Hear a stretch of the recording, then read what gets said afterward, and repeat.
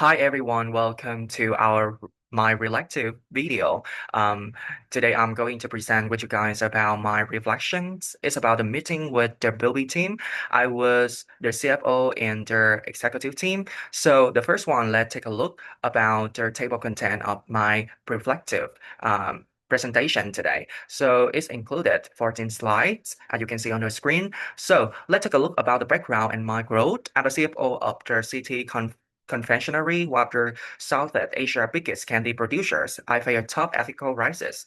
During a meeting with the BUP House Next, our largest Australian customer, we was asked about possible child labor issues in our supply chains. At that moment, I felt very shocked and uneasy. BUP represent around 20% of our international sales. Losing them mean we could lose millions. But deep down, I also ignoring this situation would go against everything as I value as a leader. In this relation, I will share a little bit about my experience, how I handled digitalization using some key frameworks like the Hopstein model, chip bottom lines, cultural intelligence. Through this, I learned how to lead not only with the logical and profit, but also with the ethics, empathy, and humanity. So let's take a look about my growth and responsibility. And next one, this is my ethical dilemma that I faced. As a CFO, my job is not about number, it's about protecting company reputations and ethical integrity. When BB raised the trial labor concerns, my first reaction was a mix of shock and worry. Financially, I immediately thought the risk I mentioned in a meeting that we keep yearly contingency fund is about 2 million US dollar, is around 2 or 3% of operating costs to deal with the compliance and reputation issues. However, I was also deeply concerned about our small farming partners, many of whom rely on us about income. If we suddenly stop buying them, their family could fall into the poverty. So the dilemma was clear. Should we protect the profit and local livelihood, or should we uphold the global ethical standards? At that point, our team agreed to first verify the information before making any decision. This was the first day of breast moral awareness, realizing that this is not just a business issue, it's deeply about ethical one. So let's take a look about how I apply ethical frameworks into my case. Um, I analyzed the situation using two main ethical theories. The first one, either utilitarianism. This ethical took me the past action in the one that bring the greatest good to the greatest number. We immediately cut on the supplier. We might protect our image, but we can hurt hundreds of poor families in our country.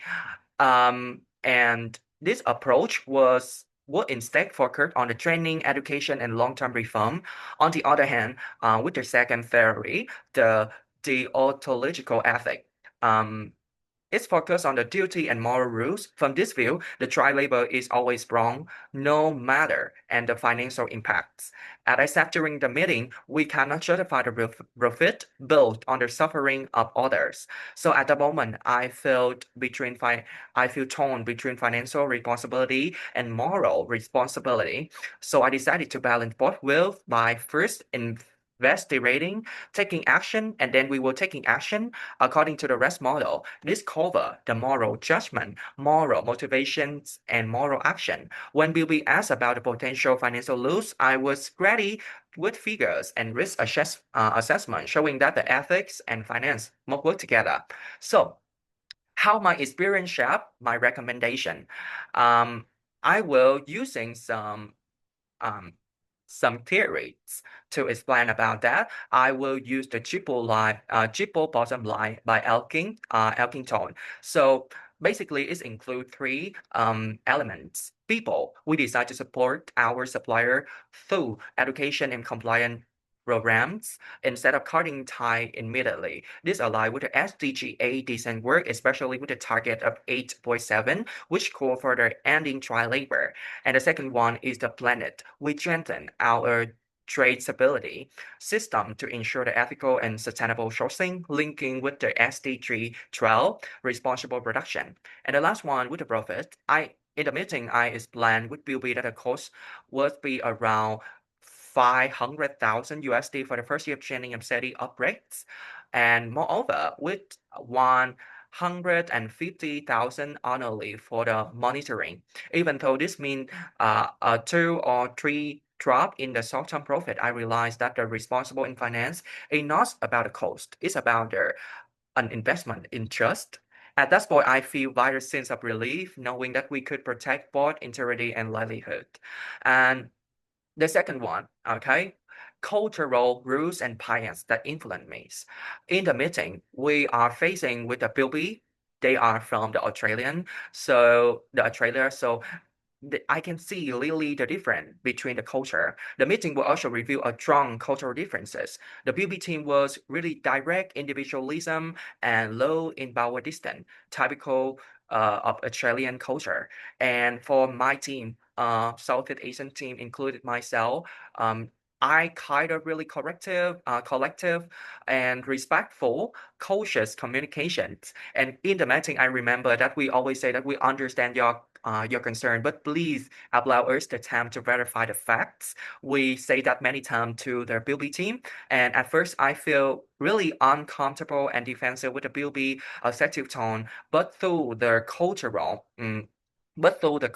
intelligence, I learned that their directness, not confrontation, but as accountability. This experience taught me that cultural empathy is a leadership skill. It turned misunderstanding into collaboration. I realized that being a global leader means that combining financial knowledge with emotional intelligence, being able to listen, adapt, and respond with respect. Um, Next, I'm going to share with you about the lesson that I learned as a leader. So from my experience, I can say that I learned three important lessons. The first one is that ethical courage must be always controlled. Silent means complicity. And the second one, a financial system must include the moral safeguards such as supplier audits. The third one is the cultural empathy, build trust, and reliability internationally. And if I were making the final decision, I would say that I would develop the implement of company-wide child labor prevention policy, ensure that all supplier meet the ethical standard.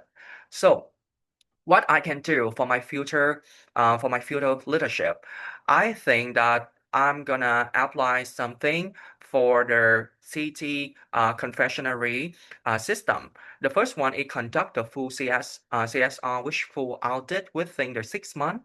You can see on the table right here. And the second one, I will allocate 1 million US dollar to support the corrective action and education.